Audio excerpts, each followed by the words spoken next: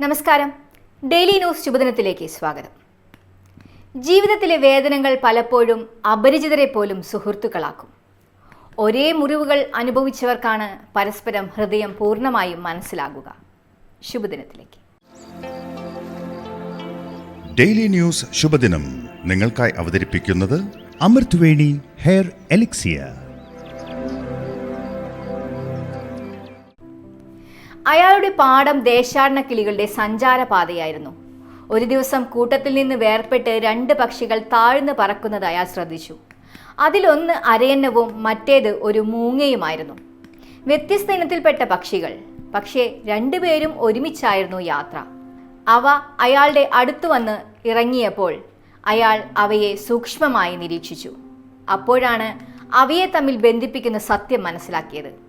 2 പക്ഷികളുടെയും കാലുകൾക്ക് വളവുണ്ടായിരുന്നു. രണ്ടും ഞൊണ്ടിയാണ് നടക്കുന്നത്. അപ്പോഴാണ് അയാൾ തിരിച്ചറിഞ്ഞത്, ഒരേ മികവുള്ളവർ ഒന്നിക്കുന്നതിനേക്കാൾ വേഗത്തിൽ ഒരേ വേദന അനുഭവിച്ചവർ ഒന്നിക്കും. കാരണം ഒരു മുറിവിൻ്റെ വേദന അതേ മുറിവ് അനുഭവിച്ചവർക്കേ മനസ്സിലാകൂ. ജീവിതത്തിൽ പ്രതിസന്ധികൾ വരുമ്പോൾ പല ബന്ധങ്ങളും വഴിമാറിപ്പോകാം.